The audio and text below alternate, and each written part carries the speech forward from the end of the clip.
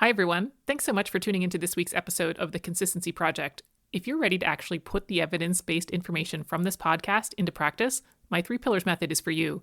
It's a structured approach that fits your habits and food preferences while aligning your intake to your goals. If you know your diet should be built mostly around whole unprocessed foods, but you haven't been able to figure out the right balance to lean out, fuel your fitness performance, improve your health, or just stay consistent in the long term, this is the problem the 3 pillars method solves. Here's what Wileen from my 10-week accelerator program said.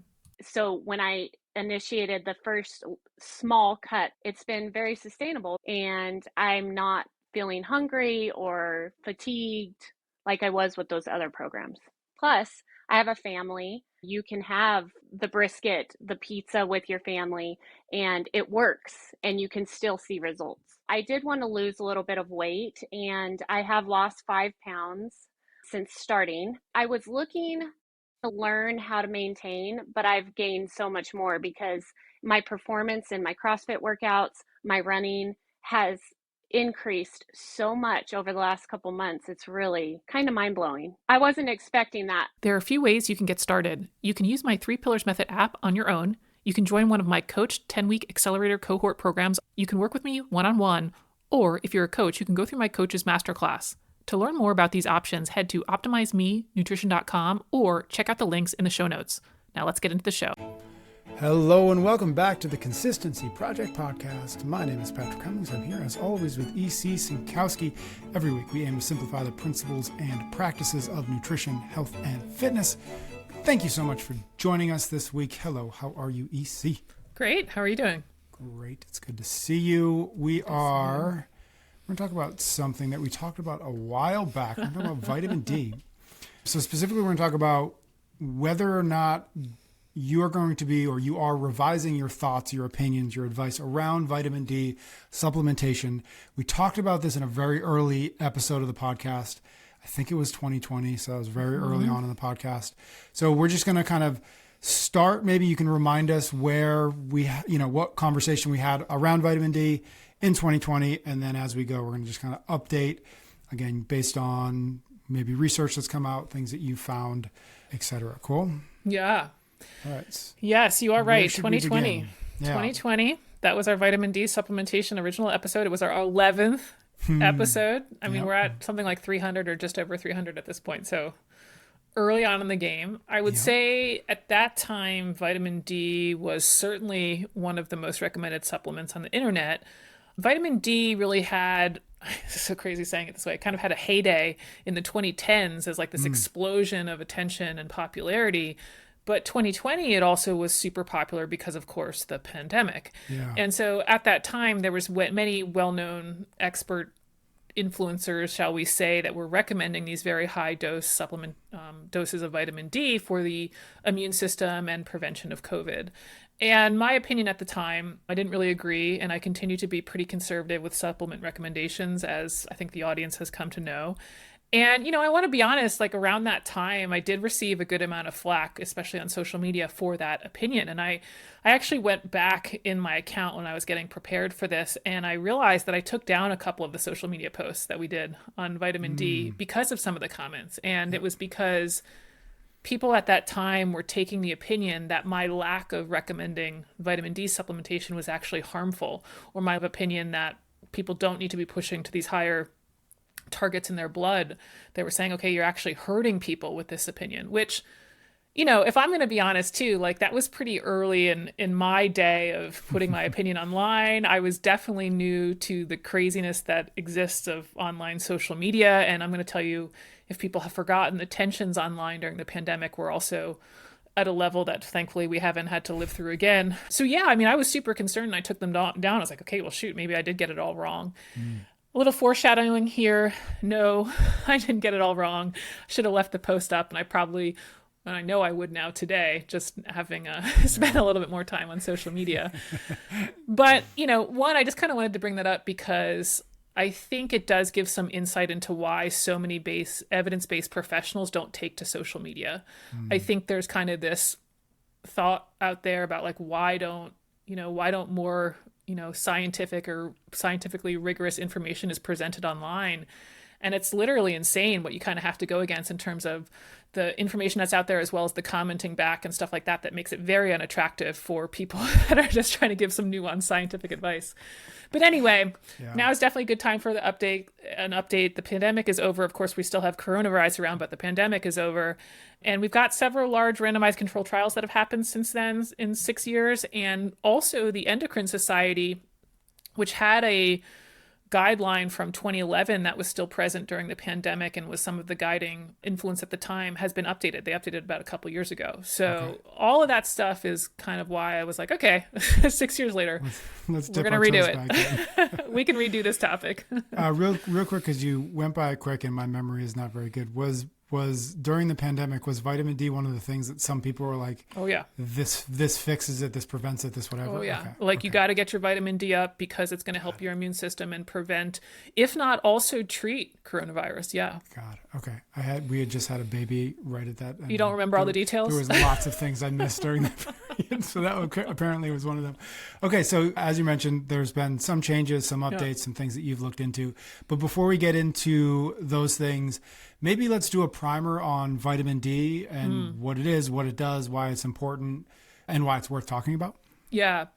So it is one of our kind of essential nutrients, essential vitamin. It was discovered through research on rickets, and rickets is a childhood disease that causes bones to become soft and weak, typically leading to physical deformities like bowed legs.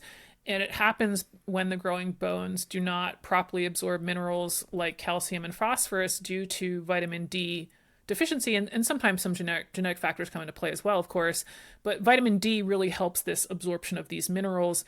And ultimately, we've learned that vitamin D is not just relevant to bone health for children, but it also can affect, of course, bone health in adults. It's just more of concern with growing children. And we do make vitamin D through sun exposure, but there are, of course, concerns about that because we've got areas that are not very sunny. We've got winter time. We've just got our fact that our lifestyles tend to be more indoors. And we also have had concerns over the years as well about like, how is this different for people with dark skin? Are we getting enough vitamin D? And in addition to the influence on bone health, scientists have also discovered that vitamin D has so many more roles than just strong bones. The vitamin D receptor is found within nearly every cell type in the body. So now we know, okay, yeah, it's not just about strong bones. It is about our immune function, as we mentioned with the virus. And also it's involved with muscle function and contraction. It's also involved in the nervous system. So it's got so many far-reaching roles that this concern about indoor lifestyles and cold and sunny places and dark skin complexions really became more of a research topic, again, especially post-2000. Okay, so what was the source of some of maybe the controversy at vitamin D levels? You know, maybe at 2020, maybe before that, maybe since then. But like, talk to us a little bit about where the controversy is as it relates to how much we should be getting. Yeah, at that time, and again, it was very heightened because of the pandemic and like, is this a way to treat and prevent it, right? But the controversy was like, okay, what should the vitamin D level be in our body, and should being, okay, what would be the most optimal level to, ensure health? And then, of course, if you're not at this optimal level, what do you do in terms of supplementation to achieve that? Now, some of the controversy was, one, within the US, we have the National Academy of Medicine, and they're formerly the Institute of Medicine, but they're the ones who set our RDA values that we certainly talk about. They're the ones who set some of the nutritional guidelines that I talk about. They're a non-profit, non-governmental organization, but basically they've had out a guideline for some time, actually, don't know when they authored it, but they've considered that you have enough vitamin D in your system at the level of about 20 nanograms per milliliter. And they say that's sufficient for nearly everyone. They also say that your risk of deficiency increases if you're less than 12. Now, that does leave this kind of gap between 12 and 20, like, oh, shoot, if I'm less than 12, I'm probably deficient. And if I'm up at 20, I'm probably sufficient. They don't really opine much on that. Somewhere along the way, some people are going to become deficient and some people are sufficient. But if you're upwards of the 20 nanograms per milliliter, they're saying, okay, you are fine. Now, what I also know just from how nutrition information exists online and what I used to believe is people don't really like the word sufficient. They want to know what's optimum. But when they say that you're sufficient, it is quote optimum in the sense of what they're saying is you have sufficient levels of this nutrient. You don't need any more than this. You're good to go. So that was kind of one of the big opinions, was they're saying you're good to go at 20, to kind of sum that up. Then we also have the Endocrine Society.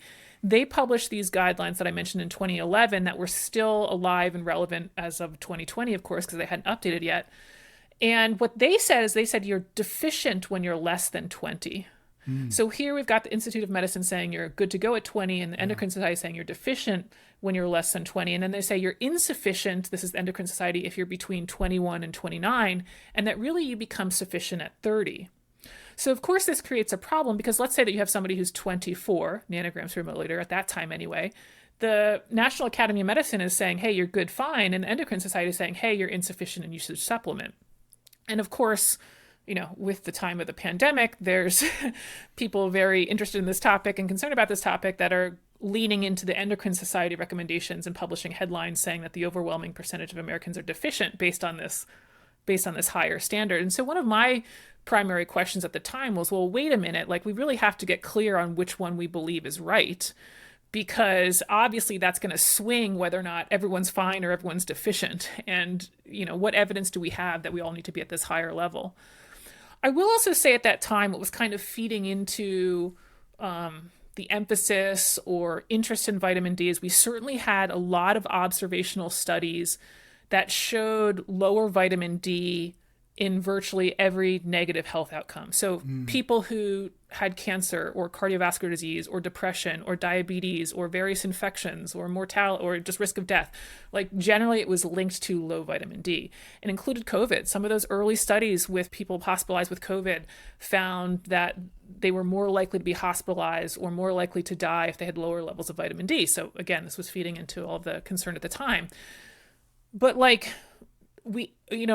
despite the concern at the time, we always have to be careful with these observational studies because as we've discussed once or twice before, correlation does not equal causation, right? Yeah. So is low vitamin D really causing the cancer or causing the COVID infection, or is having low vitamin D the outcome of that disease? Like maybe because vitamin D is used in the immune system, the person's going through it. I mean, that's kind of the simple way to say it. They're going through the vitamin D so quickly in an effort to fight that condition. And so that's why it's actually low. And so this is why we have to be really careful to jump to some conclusions, especially at that time. I was really cautious, in my opinion, because I think, it's tempting to want the answer, of course, but if you select the wrong answer, we still have a really big problem, right? Yeah. You could think that you're going to solve the issue with vitamin D, when in reality, that now takes your time and attention away from what's really going to solve it.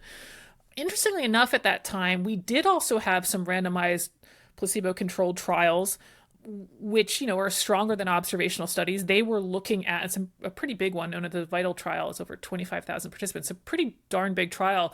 They found in randomized control trials that vitamin D supplementation didn't prevent cardiovascular disease or cancer, are two top killers. So we already had some controlled evidence that vitamin D wasn't going to necessarily prevent these. But of course, at that time, the focus was really on what's the potential fix for COVID. And so I think some of that data got overshadowed. But yeah, I mean, this is where at the time, again, partially because of the discrepancy between the guidelines between the two organizations and of course the concern about COVID, there was a lot of people really pushing for these higher levels and recommending, let's say, 4,000 or 5,000 IUs of vitamin D per day. And my opinion at the time was like, hey, I think the 20 is enough, and I don't think that you need more than the RDA, which is only 600 IUs of vitamin D per day, much lower. Yeah, much, much lower. Okay, so maybe bring us up to speed with what, if anything, you found in terms of the research between, that first time you looked at it in 2020-ish and today. Yeah, not much in terms of wanting to recommend more vitamin D supplementation. So pretty much my opinion has not changed. I mentioned that we did have that data, the randomized controlled trials looking at cancer and cardiovascular disease. They also looked at, within some of those participants in that trial, they also looked at fracture risk, which of course is of interest because vitamin D is so imperative to bone health. And this is the Labov paper in the show notes. And they found that people supplementing vitamin D at 2,000 IUs per day had no reduction in fractures. And even among participants who had a lower baseline value, of vitamin D to start, even less than 20, that they didn't have significantly less fractures by this supplementation of 2,000 IUs per day, which I think is, I mean, I definitely was shocked by it. So it kind of speaks to the fact that there is probably this window between, let's say, 12 and 20, where some people are fine and we just don't necessarily have all the data of when to say exactly you have high enough levels. But I think what's an interesting takeaway there is, kind of comes back to the principle it's never one thing, that fracture risk probably doesn't come down to just whether or not you're supplementing vitamin D. I would imagine that a stronger predictor of fracture risk is regular exercise, muscle strength, balance, coordination, all of that stuff, than necessarily just supplementation. But anyway, okay, so we have some evidence since our original podcast that supplementing with vitamin D didn't reduce fracture risk. There was also a trial called the Do Health trial. They looked at vitamin D supplementation, again, same dose, 2,000 IUs of IUs per day with older adults, older 70 years old. This is the Gagesh paper in the show notes, and they found that there was little or no benefit for physical function, cognitive function, blood pressure, and fractures in that population. There was also some post-coronavirus analyses looking at some randomized controlled trials with vitamin D. There was no compelling evidence supporting broad supplementation for preventing or treating COVID. And this is the Meng and Zhong papers in the show notes. So those theories that we had at the time that it was going to prevent or treat did not bear out to be true. I will say the only thing that might have some potential link as of this point, of course, always worth more research needs to be done, is a potential link with development of multiple sclerosis, the autoimmune condition, such that potentially a deficiency in vitamin D increases one's risk for that. And certainly more work needs to be done because we don't have the evidence to be able to say, okay, at this level or at this dosage of vitamin D, your risk goes down. So we don't have enough information to say like that's definitely occurring and how to make a broad recommendation for the public. But there continues to be a link in that evidence that there really could be something there. So on average, not much to suggest that supplementation is doing much of anything outside of this potential multiple sclerosis link. You mentioned at the top of this, the Endocrine Society updated their guidelines in 2024. Is what you just sort of walked us through, the evidence there, is that the source of the change that they made as far as you can tell? Yeah, I mean, they definitely, they've got a lot of experts. So they did a much better, far-reaching review. Yeah. I'm sure lots of studies that I haven't even looked at and studies that I didn't even mention. Yeah. So some of that new data, though, for sure, was included in their new review, and they issued these guidelines again in 2024. And, these new guidelines, in my opinion, are kind of wild. I mean, I guess as wild as vitamin D guidelines go. So in these new guidelines, they do not put out a target for vitamin D levels in the blood. So that whole thing they had before, where less than 20 you're deficient and 20 to 29 you're insufficient, over 30 you're sufficient, gone. They literally don't even have a single target. What's also really interesting, in addition to that, they don't actually recommend routine testing, meaning if you're otherwise healthy, you don't need to get your vitamin D tested every year. And so this means that their current opinion is the person may, in reality, have something like 18 nanograms per milliliter. But if they, don't have any evidence that they would need to be tested based on family history or other health conditions, their opinion is that we do not need to do all of this routine testing and supplementation. And it's basically like what they're saying is, based on all of the evidence that we have, is that all of this routine testing and supplementation has not actually led to better outcomes. So I think that's super interesting and almost a reversal of what they said before. I would have loved for them to address, like, what are people supposed to do now that we're following the old guidelines? Like, what if the person who was at 24, so that would have been considered insufficient by them, and now they're just sort of saying, we don't have a target. Is this person supposed to keep supplementing? Is this person now fine? Like, is this person, what are they supposed to do? They don't really address that. They just sort of say, hey, we agree with the RDA. We agree that 600 IUs per day for most adults is fine. And you can get that through the sun or maybe some fortified foods. And basically, so long as you get that and you don't have any other reason to test, again, based on other medical conditions, you're good to go. Or that's all they kind of are willing to say. So it kind of really ends this idea that we need these higher levels or that we should be supplementing at these much higher levels. You kind of already alluded to it, if not said it outright already, but does all of that change or color or give any more nuance to your recommendations? Again, the recommendations maybe you had in 2020, does it change anything based on what you've been reading and learning? Yeah, it doesn't change much. I mean, obviously, I still agree that you should listen to your doctor because they're going to know all about you and maybe conditions that are beyond the scope of this podcast. So, of course, if your doctor recommends vitamin D testing, get tested. If you're found to be deficient according to where they want you to be, you should supplement. Thankfully, we do tolerate vitamin D supplementation quite well, and toxicity is rare. It's just that I don't think that we should just be all willy-nilly taking all these supplements if we don't have to. So, of course, listen to your doctor. I know the Endocrine Society has kind of backed away from this idea of routine testing.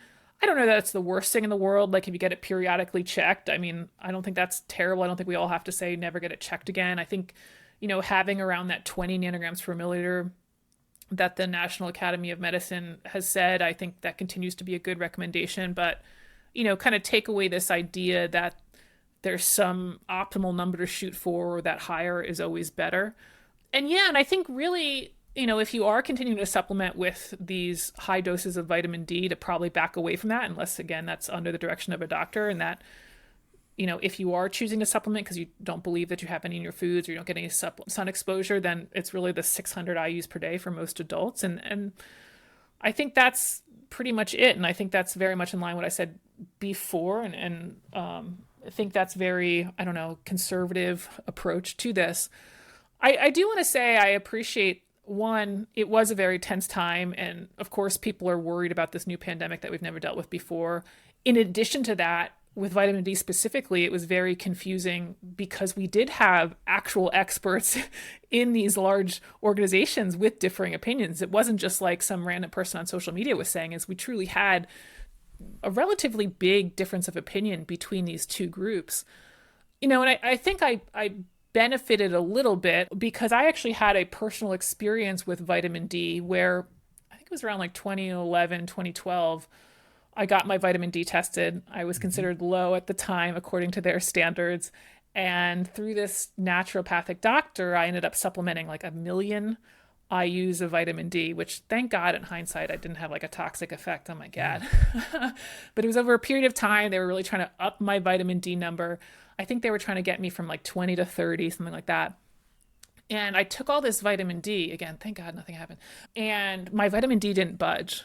It didn't move at all. I might have gone up like 1. Like I might have gone from like 20 to 21. Yep. And at the time I had no complaints. Like I was healthy. I was fine. I didn't have any reason to think that something was wrong. And so that was like a really good lesson for me. Again, thankfully nothing happened, in the sense of like, what am I doing? Like there has to be some measurable outcome that I'm looking for here to see a change. And I took all this vitamin D and nothing changed and I was still otherwise healthy. And I'm like, maybe we don't really understand the problem here. And so I had that experience kind of when 2020 came around, and that skepticism I think really helped me, kind of stay grounded in that. And I'm not trying to be like, oh, wow, I was so right or anything like that. But I think it really did help kind of shape some of my opinions, and why I'm so outcome focused now is it's like, I've been down a couple of paths where you're kind of just chasing number to chase a number. Like, wait, what am I really after? And what really is the outcome that we're looking for here? So yeah, I mean, I think, we have to stay skeptical, especially when a big change is recommended.